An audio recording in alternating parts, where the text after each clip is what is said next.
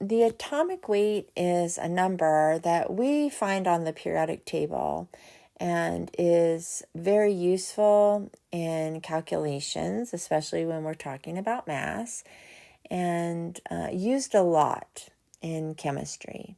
And so in this chapter, we're really just looking at really how that number is arrived at, like how do they get that number? And so just first, let's just look here at the definition. It says the atomic weight is the weighted average of the masses of the naturally occurring isotopes of a particular element reported in atomic mass units. So atomic mass units, that's what's abbreviated AMU. Well, I feel like there's a few things we need to break down here before we try to do a problem. So first of all is a weighted average. And you might think, well, what is a weighted average? And I'm guessing that a lot of you have encountered weighted averages either in class, when you're calculating your grades, and so that's usually when you do it, or maybe you have used weighted averages. You had to calculate weighted averages in a math class. But if I just Google the definition, it says, what is the weighted average? And then it said, weighted average is a calculation that takes into account the varying degree of importance of the numbers in the data set.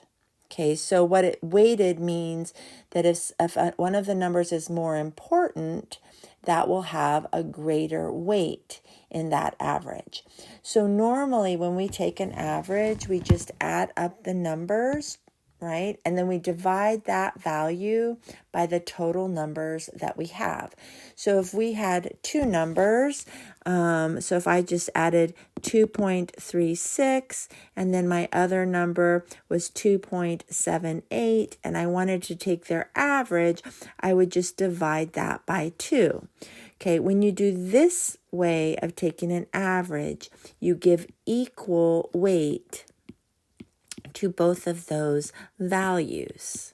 So you don't distinguish those two, that neither of them have more importance. But in a weighted average, we have to take into account some of the numbers more than others. Okay, so that's one thing we're going to have to do. And the reason we're even taking an average is because if you recall, we learned that some of the elements have multiple isotopes. And so when they were thinking about, or you can just imagine, I don't know what they were thinking in all honesty, but I'm imagining that now you have carbon, for example, and in class we said there was carbon 12, carbon 13, carbon 14. There's 3 isotopes. So when you're creating the atomic mass, or not creating, but when you're reporting the atomic mass or atomic weight of that isotope, do you use the one that it has the most abundance? Like, do we just use carbon 12 and ignore carbon 13 and carbon 14?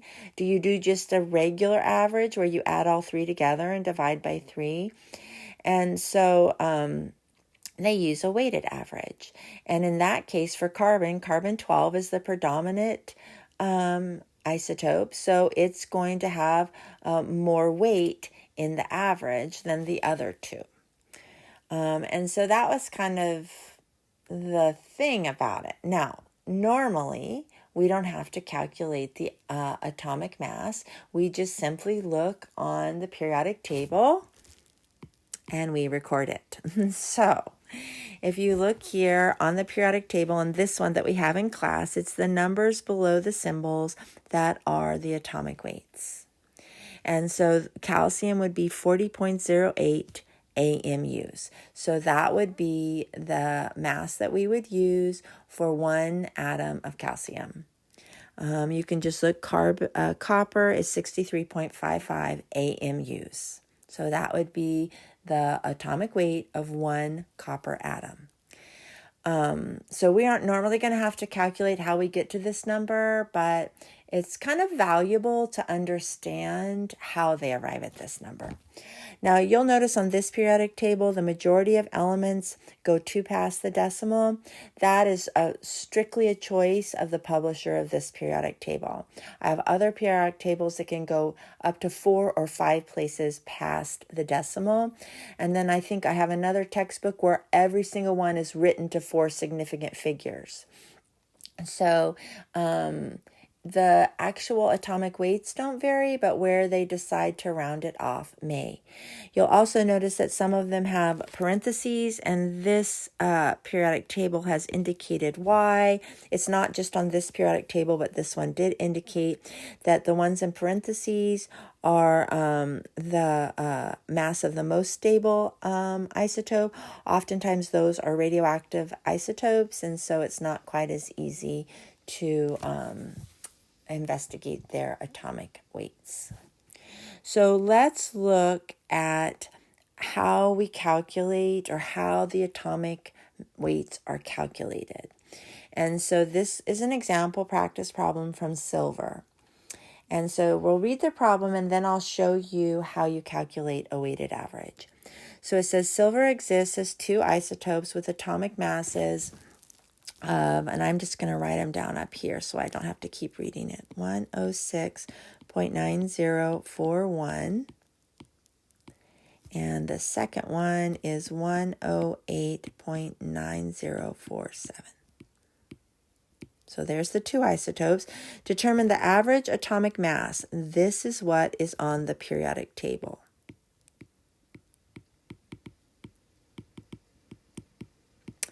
For silver, if the percent abundance is, and so we have 51.82% for the first isotope and 48.18% for the second.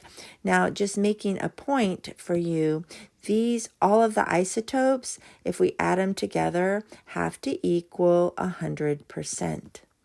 I mention that because sometimes in problems when they're having you do this, they would give you, like let's say they had 3 isotopes or even 2, they would give you all the percentages but 1, and to figure out the remaining percent, you can subtract from 100 because all of the percentages together have to equal 100. So a weighted average, when you calculate it, to get the number, so we're trying to calculate the average atomic mass. Now, if we knew this was silver, we really wouldn't try to do this. We would just look on the periodic table. But it's I always like this as an example because it lets us kind of confirm our answer. So to calculate the average, weighted average atomic mass, which is what we're doing, you're going to take the percent of your isotope and divide it by 100. We need it to be a decimal, and then you're going to multiply it by the mass of that isotope. And then you add that to the percent of the second isotope divided by 100 in a decimal form times the mass of the second isotope. And you'll see when I'm going to plug it in.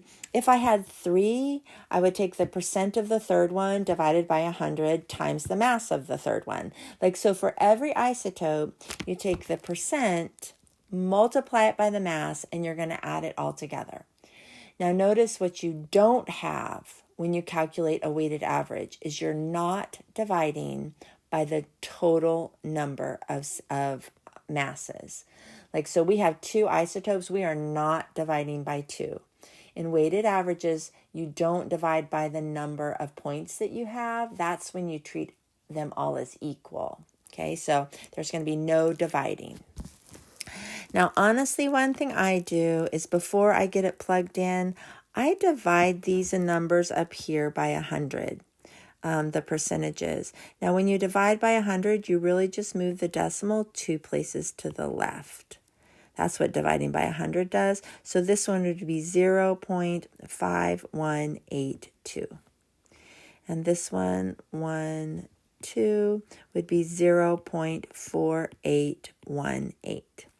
So instead of doing that down here, I always do it before I plug everything in. just to reduce the numbers.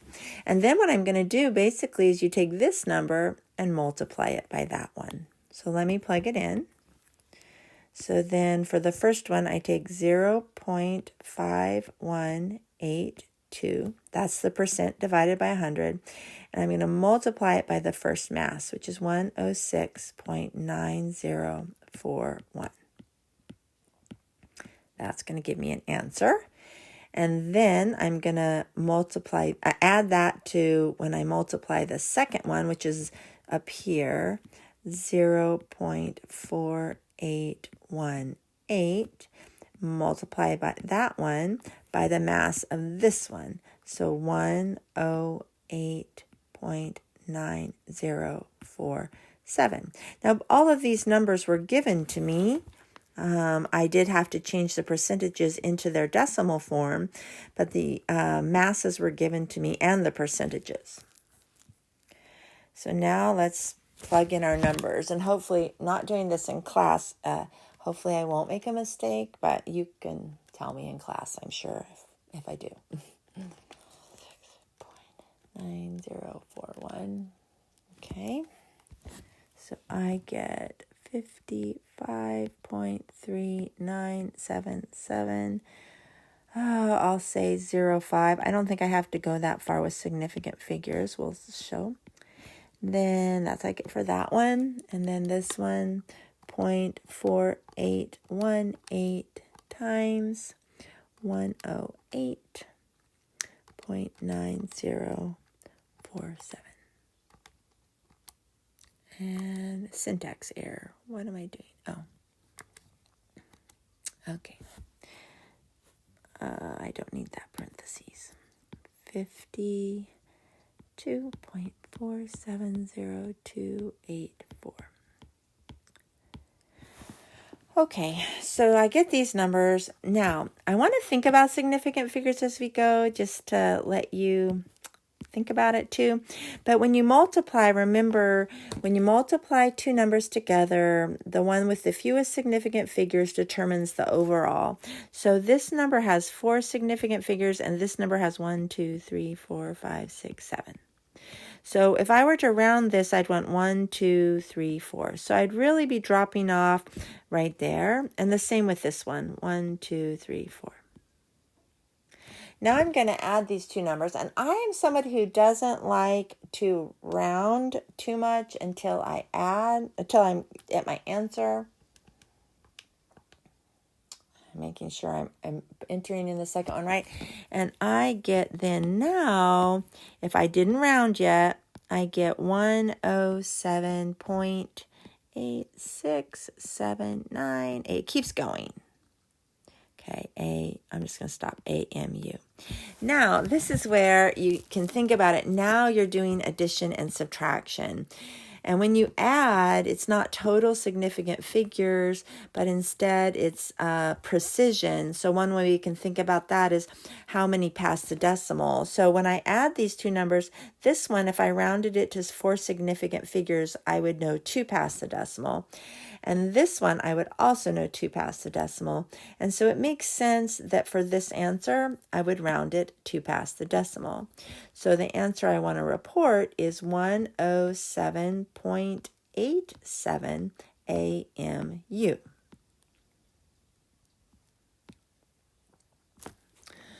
So that would be the weighted average of these 2 silver isotopes. Now let's check. They told us it was silver. They didn't say, oh, you have an unknown isotope. They told us it was silver. So if I go and look at silver, look what it says, 107.87. So that silver does have 2 isotope, and that is how they are calculating the atomic masses. Now, I don't know if some of you think about this, but I'm going to mention it because some of you might. You know, when we think about the mass of a single atom, it really should equal the mass number, right? Because we talk about how the mass of a proton is 1 atomic mass unit, and the mass of a neutron is 1 atomic mass unit. and the electron is negligible. So we would think that the mass of an atom would just be, we'd be able to add those two numbers together, and we would get a whole number for the mass of the atom. But if you notice when you do these problems, the masses of the atoms always have decimals. So like this is for the first isotope here, and notice it has decimals, and this is for the second isotope. They're not whole numbers. And there's two reasons that they are not whole numbers. One is these are measured values. So, you know, when we measure things, there's always depends on how we're measuring it and then the precision of what we're using to measure. So that introduces decimals. The second reason that it doesn't go to a whole number, which I thought was interesting when someone was talking to me about it, is when matter is, like when the atoms came together, you know, E equals mc squared, the energy, some mass is required in that. So what you'll notice is the mass is always slightly less than the whole number you would expect based on protons and neutrons. So for example, this one is 106.9.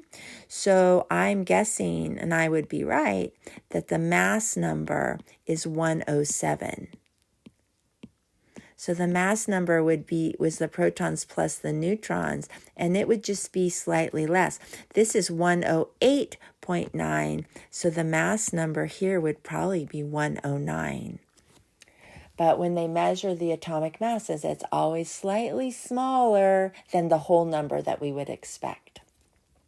So silver has two isotopes. One would be a silver 107 and the other would be silver 109.